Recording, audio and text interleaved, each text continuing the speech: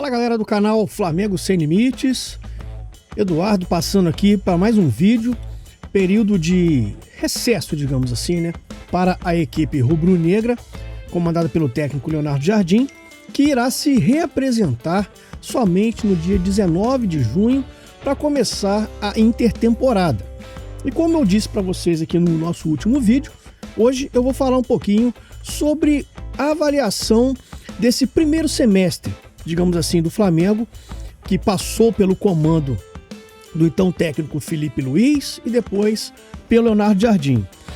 Felipe Luiz terminou 2025 com um saldo muito positivo, bem interessante, pois afinal de contas venceu tanto o Campeonato Brasileiro quanto o Libertadores da América e fez um jogo de igual para igual contra o PSG, jogando melhor inclusive do que o Arsenal, time inglês que fez a final da Champions League agora recentemente contra o mesmo PSG. Flamengo, a exemplo do Arsenal, foi para as disputas de pênalti com o PSG, sendo derrotado ali na disputa de pênaltis e tendo de repente até a oportunidade de ter feito gols durante o tempo normal e a prorrogação para evitar a disputa de pênaltis. O fato é que com esse cartel, Felipe Luiz entrou 2026 muito valorizado pelos torcedores, pelos apaixonados pelo futebol, os comentaristas falando muito bem do Felipe, etc e tal. Eu mesmo achava que o trabalho do Felipe ainda tinha uma margem de crescimento muito grande, mas devido ao calendário apertado de 2025, o Flamengo não teve uma pré-temporada, digamos assim, ideal para que o Flamengo iniciasse o ano de 2026 realmente brigando pelos principais títulos. A primeira decepção do Flamengo foi a final da Supercopa do Brasil contra o Corinthians, onde a equipe do técnico Felipe Luiz foi derrotada naquela expulsão, a primeira do ano de 2026, do Jorge Carrascal, que prejudicou muito o time, uma expulsão até polêmica da forma como foi feita, mas o fato é que o Flamengo fracassou nessa primeira decisão do ano de 2026, vendo o rival de São Paulo conquistar o título em cima do campeão então da Libertadores e do Campeonato Brasileiro. Depois, o Flamengo iniciou um campeonato carioca muito atabalhoado, com os jogadores do Sub-20 não tendo uma performance no nível que se esperava das categorias de base do Flamengo, e os profissionais tiveram que ser chamados ali às pressas para poder fazer com que a equipe se recuperasse do Campeonato Carioca. E dessa forma, isso quebrou ainda mais o planejamento da pré-temporada que o Flamengo havia feito, que a comissão técnica, a comissão de futebol havia feito. E logo em seguida, o Flamengo vai para uma disputa contra o Lanús, pela Recopa Sul-Americana, e a exemplo do que aconteceu na Supercopa do Brasil, o Flamengo também foi superado pela equipe do Lanús, perdendo em pleno Maracanã o título da Recopa e gerando ali um mal-estar, uma insatisfação por parte dos torcedores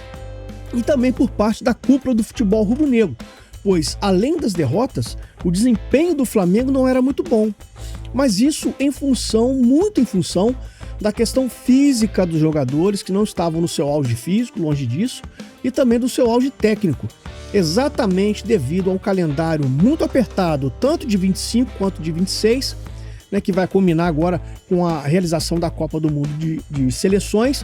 O Flamengo ficou com uma pré-temporada muito apertada, muito enxuta, e não deu tempo de preparar a equipe de forma adequada para disputar essas primeiras competições do início de temporada de forma competitiva.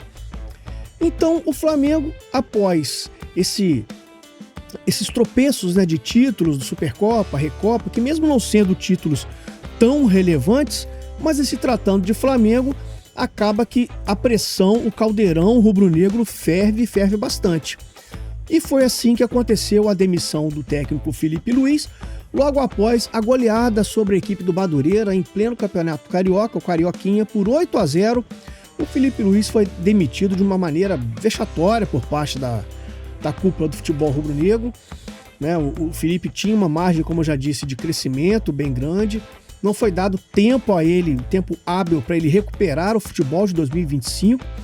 e na calada da noite, mais uma vez, o Flamengo não sabe tratar os seus ídolos né, os ídolos recentes, e Felipe Luiz sai que meio pela porta dos fundos, dando lugar então a Leonardo Jardim, que era sonho de consumo dessa diretoria há algum tempo, inclusive no final de 2025. Já tinha se cogitado demitir o Felipe Luiz e contratar Leonardo Jardim. Como o Felipe havia ganhado tudo e feito a campanha que fez no Intercontinental contra o PSG, como eu já disse aqui para vocês, né, ficou muito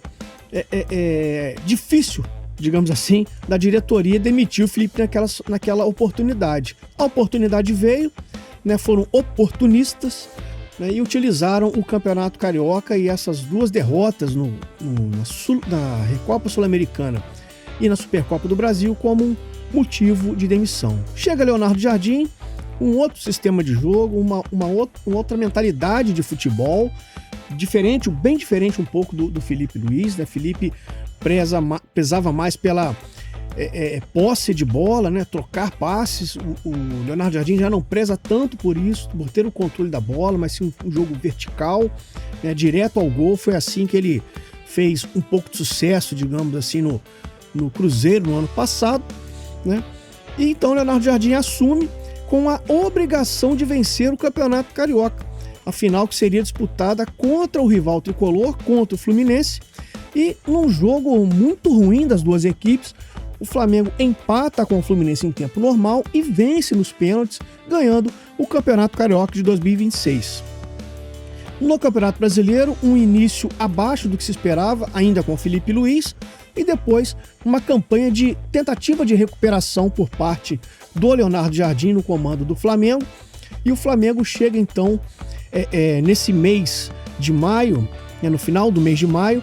com a oportunidade de encostar de vez no Palmeiras, mas isso não acontece. Naquele jogo que o Flamengo perde por 3-0 para a equipe alviverde, né, também através da expulsão do Jorge Carrascal sendo determinante naquela partida,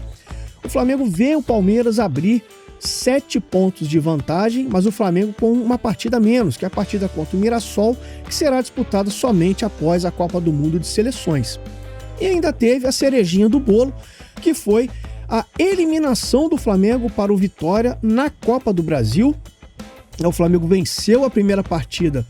aqui no Maracanã pelo placar de 2-1